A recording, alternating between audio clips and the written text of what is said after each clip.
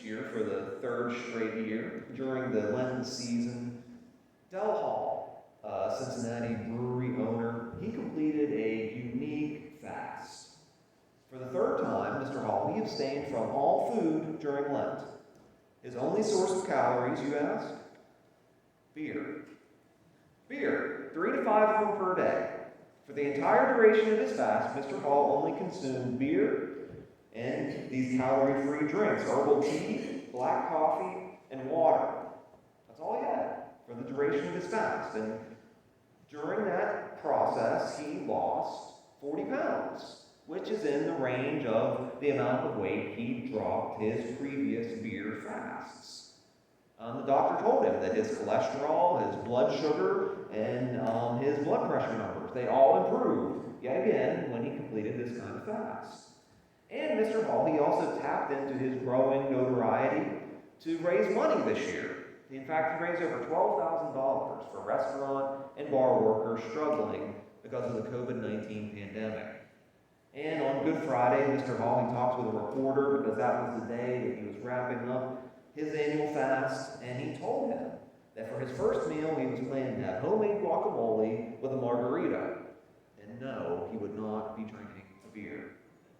See, we have arrived this morning at the section of the Sermon on the Mount in which Jesus teaches us about fasting. Of the so-called 3 pillars of the Jewish religion, along with giving and praying, fasting is definitely the one that is the hardest for us to really wrap our minds around, to understand, and to do in our modern age.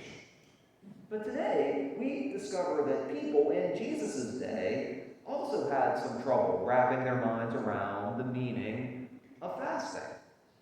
Despite the prevalence of fasting in the first century among many Jewish people, we find out that these fasts in themselves, they did not always please God. So we see that God's people then and God's people now need clear instruction about what fasting is, why we are to fast, and how we are to fast. So let's turn now again to hear Jesus' very brief teaching in verse 16, starting there in chapter 6 of Matthew, where he starts us with this warning, an example of fasting done the wrong way for the wrong reasons. Verse 16 here he says, that when you fast, do not look gloomy like the hypocrites, for they disfigure their faces, that their fasting may be seen by others. Truly I say to you, they have received their reward. See how Jesus starts basically identically to how he taught us about giving and praying. He starts by calling out the hypocrites, who we know were the Pharisees, the religious leaders in that day, about their kind of malformed religious practices. Here, again, Jesus tells us that the chief aim for these hypocrites' religious actions was what? Being seen by other people. They were hypocrites in the bare sense of the word. They were acting. They were putting on a show so that folks would see them and applaud. Commentator Charles Quarles notes that in the first century, those who fasted did often receive major acclaim from others. And you might ask why? Why would those who fast get all this kind of positive kudos from other people? See, in those days, Jewish people fasted for the express purpose that God would give the people rain during the dry seasons. And in that agrarian society, having sufficient rain to produce a plentiful harvest was truly a life or death matter. So there are folks in those days who took on the job to fast so that God would give rain. And commentator Quarles, he says that other people looked at these folks who fasted for rain as being heroic figures, worthy of praise for the intercession that they made for men. So then we see here that the hypocrites, they find themselves doing a great deed. They do something good, but they do it for the wrong reason. See, what were they doing? They were fasting, and that was good, but they were also doing this. Jesus says they disfigured their faces so that others would notice them. Now, this means that they kind of made themselves look disheveled, they put their frowns on, their stern looks, maybe made themselves look exhausted. Why would they do this? They wanted people to inquire, "Sir, why do you look so unwell?" So that they could tell them that they were fasting and get all the acclaim that followed. See, Jesus again says that upon receiving the notice that they crave, that they have gotten their full reward. That what they've sought after, they've gained, that there's nothing more in store for them but this fleeting human approval. See, God, He has no reward for fasting done for the purpose of human fame. So now, though, when we consider our present day, the tables have turned a bit when it comes to fasting. We don't often look at people who fast as being heroic. Nowadays, many people, even other Christians, they tend to look at someone who fasts as being maybe a little bit weird, being a little bit odd, maybe being a little bit too extreme in their faith and in their religious practices. See, in our day and age, fasting is infrequent, unless it's done as part of a weight loss diet or a kind of publicity stunt like Mr. Del Hall has been doing over the past few years in Cincinnati. In the first century, though, Jewish religious tradition demanded that the truly pious, that the really holy people fast twice a week. Twice a week. But that was actually a new convention for the people in those days. See, if we look at what the Old Testament teaches us about fasting, we discover that it says quite a bit. We see it's mentioned a great deal. But we discover that God commanded only one fast a year. There was only one fast commanded by God, the Day of Atonement. The fast was to take place surrounding all the events of that day. That was the one single fast that God commanded the people to take part in. Now, of course, people were free to fast at other times as they saw fit. And we see examples of people doing so all throughout the Old Testament. We see personal examples and kind of corporate examples of fasting in the Old Testament. We see David as an individual. King David, he fasts when his newborn child becomes ill and was dying. David fasted on that occasion. We saw public communal fastings in the day of Nehemiah and Ezra, when God's people were coming back into the land after the exile, and they were rebuilding the city of Jerusalem and building up its walls. We saw fasting take place in those days. We see King Jehoshaphat in a time of war. He called a personal fast first, and he fasted to seek God's wisdom to know what to do next in the battle. And with that, he then commanded the rest of the people to fast along with him. So we see this kind of dual individual and communal fasting taking place. So if we tore into the Old Testament and looked at all the examples, we would see that there were many different contexts, many different reasons that people fasted. But the Lord only commanded one single fast to take place. That was only one demanded day for all his people. But over time, in Jewish culture, fasting became more frequent, to the point that it became a twice-a-week duty. And it appears that the religious leaders, they had taken something that God had intended to be special, something that was intended to be quite significant, and they reduced it to something routine. And worse than that, even rote. See, fasting, it just became another thing to do to check off your religious to-do list. It was just something else you did. It was one that your body could do without much help. You did it twice a week. You just went without food. You could do it without your heart being truly devoted to the Lord. Now, we see that Jesus, he critiques this kind of empty fasting that was devoid of true devotion to God. But notice that again, like with giving and with praying, Jesus does not teach in turn that the right response then to a broken religious practice is to just abandon it. No.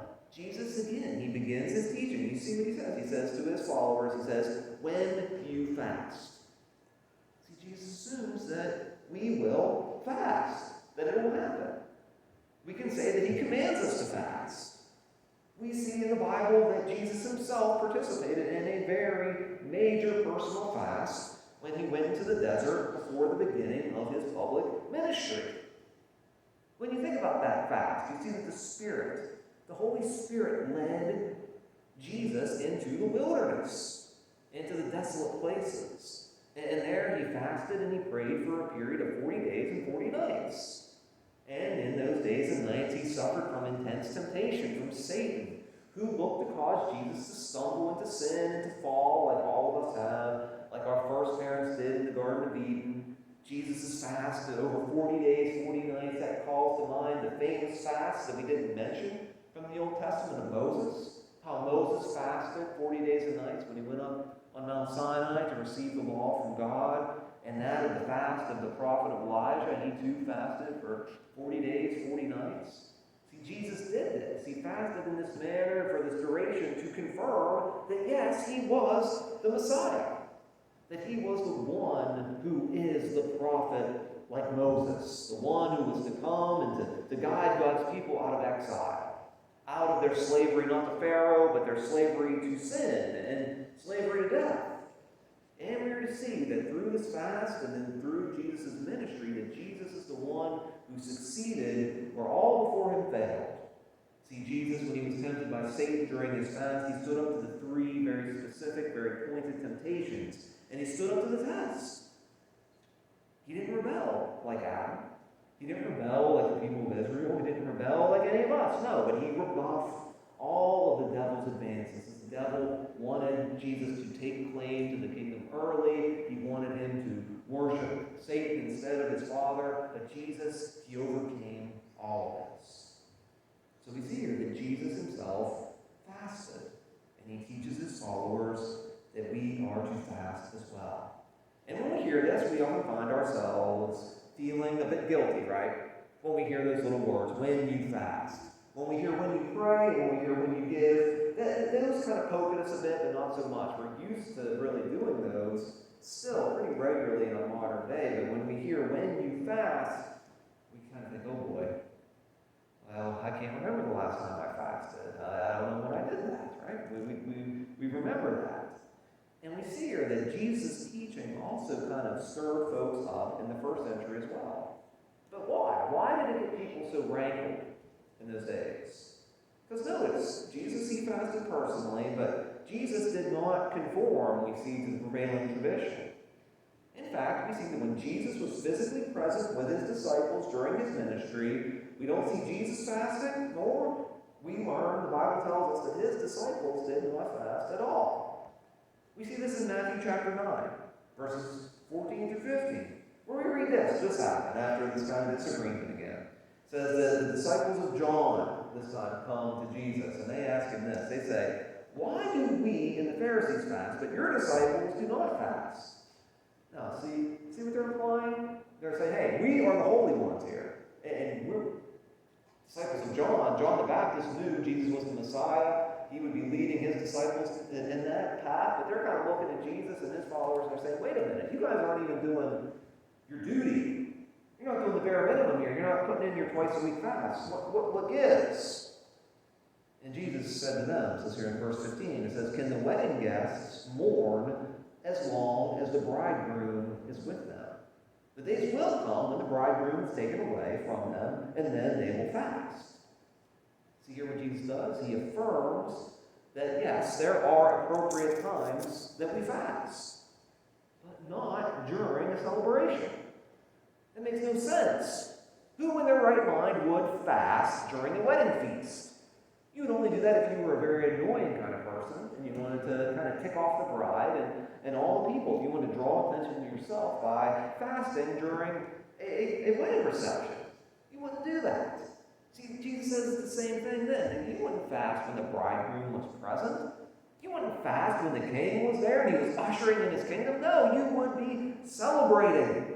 You would be rejoicing. See, the ultra-devout of Jesus' day, though, they were so concerned with getting the minutiae right, with doing the right thing, and having people see that they were doing the right thing. That was really driving them, that people saw them as righteous, that they missed the big picture.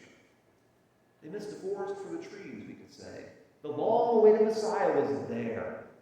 The king was there bringing in his kingdom, and they should have been rejoicing, not recoiling at his words and his example. No. Yes, Jesus says that his disciples would fast, but they would do so after he has departed and returned to his Father in heaven. And we do see a couple instances of the disciples fasting later in the New Testament.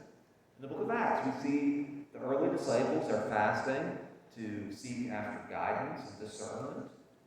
And this was after Jesus ascended to the Father. The Apostle Paul, he also writes about times in which he went without food, particularly in his second letter to the Corinthians. Although when Paul writes about going without food, it's not necessarily clear that Paul really has in mind fasting for religious purposes. It seems more likely he has simply in mind the times he went hungry during his journeys out of necessity, like the time when he was on the way to Rome. It's kind of near the end of the book of Acts, if you remember when we went through that book, how in the end when Paul was sailing to Rome and they had all kind of trouble on that boat because they were going out in the bad season and it was raining and storming and it was late in the year. It was basically like winter was coming. And the boat broke apart and they shipwrecked on Malta. And when it was there, Paul told the crew, take food for you've not eaten for 14 days. And we know they were not doing this for religious reasons. They were doing it to ration what they had. They were trying to save what they could so that they would not perish. So it seems like Paul, he fasted, but out of necessity, not because he was trying to be super religious when he talked about it. And overall, the New Testament, it does not give us many examples of what we might call Christian fasting in the days after Jesus' ascension. So many people conclude when they see that gives us evidence that the disciples did not look to copy the established pattern of twice-weekly Jewish fasts. It's very likely that was the case, that they did not continue that tradition. However, though, we see in the Didache, I don't know if you've ever heard of the Didache, it's this kind of manual for Christian discipleship. Most people nowadays date it to being in at least the late first century, so it's pretty early. It wouldn't have been too far after the first disciples, the first apostles in the early church. There was this manual of discipleship called the Didache, or the teaching. And in that teaching, it did instruct that disciples of Jesus should fast twice a week. But here's what they said. It's kind of funny in a way. In their instruction, it says that unlike the hypocrites who fast on the second and fifth days of the week, that was the Jewish people, they said the Christians were to fast on the fourth and the sixth days. So they were going to do it right. They were to fast on different days than these other folks. But in all, it is probably best to understand the frequency of fasting to ultimately be between God and the individual. See, Jesus, he does not call for any particular fast holidays.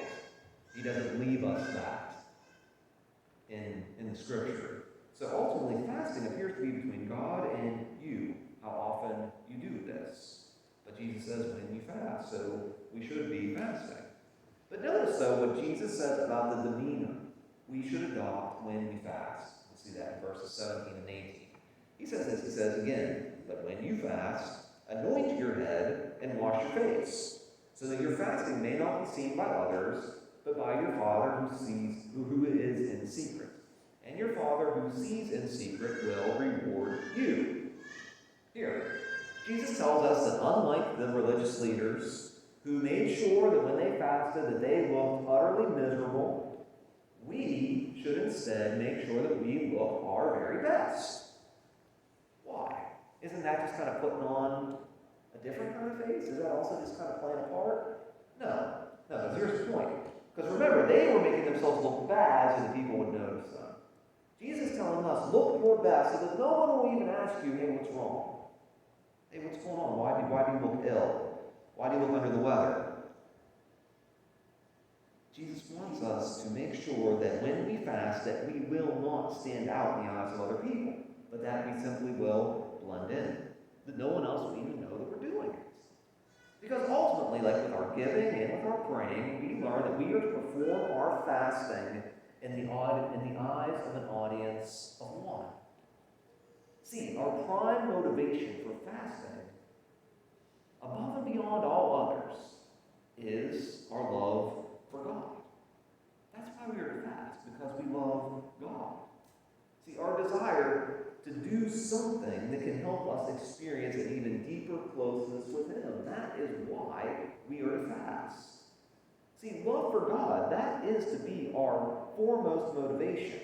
But along with that, it is right that we have secondary motivations that kind of feed into and complement and fuel what is primary. See, there's often these secondary things that kind of stir us to meet that primary need, which is to express our love for God. Now, what do I mean by that? Because there's many appropriate reasons or motivations for us to fast. And we're just going to go over a few right now. One is this: a person might fast because of sin. That's one reason why you might fast, is because of sin in your life. We often see in the scriptures that fasting is linked to confession and to repentance. See, fasting is a physical action.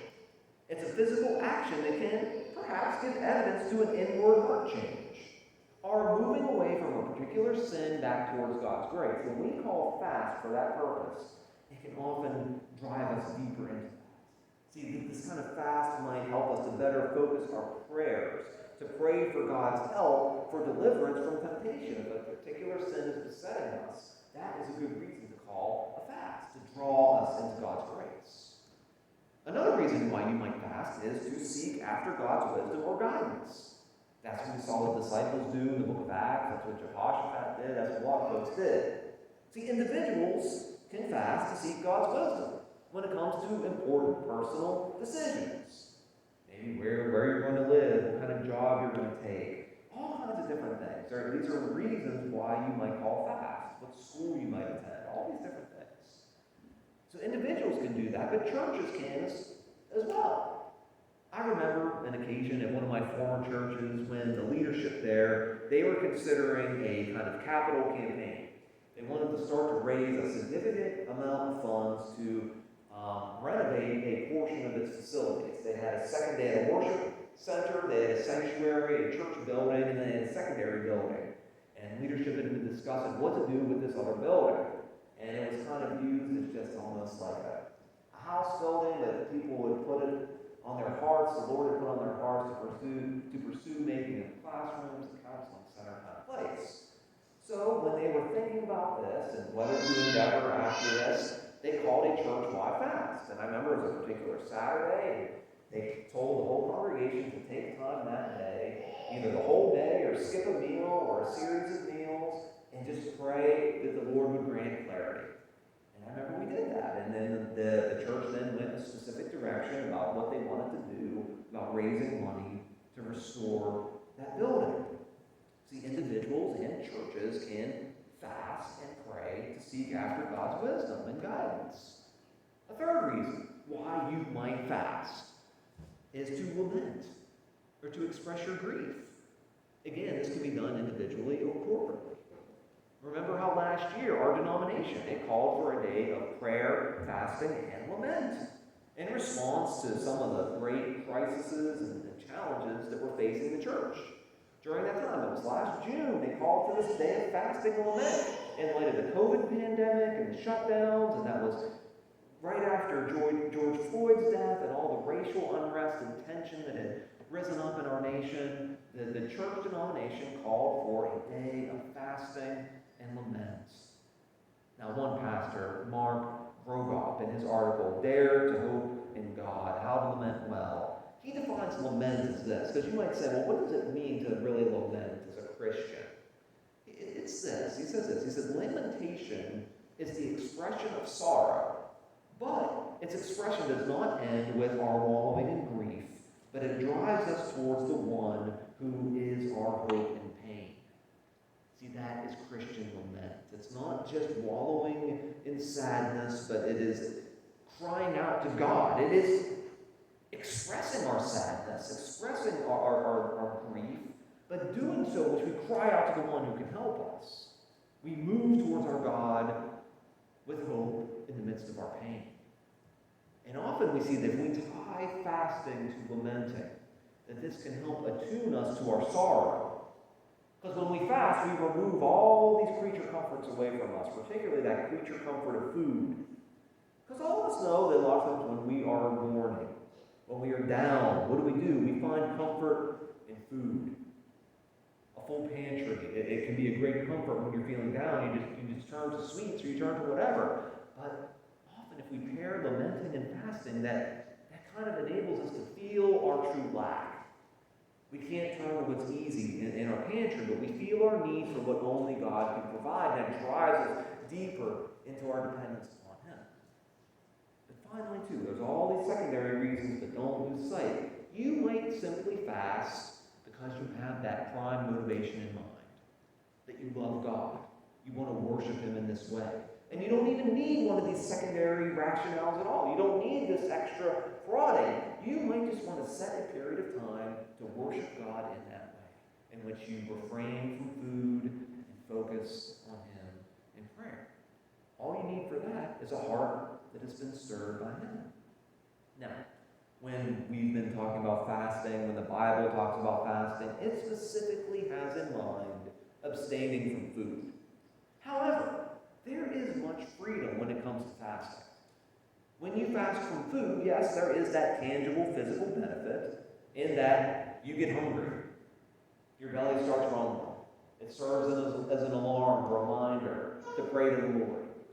But maybe you can't fast from food because of medical or other reasons. Maybe that's not a possibility for you in this season of life.